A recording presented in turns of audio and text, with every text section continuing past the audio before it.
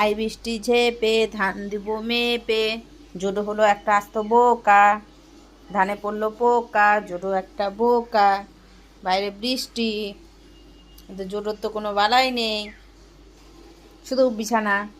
সেই যে সকালবেলা ঘুম থেকে উঠেছে, এই জানলাটা খোলা হলো, বাতাস ছিল না, এখন আমরা বাতাসটা উঠলো, বৃষ্টি শুরু হলো, বাতাসও শুরু হলো।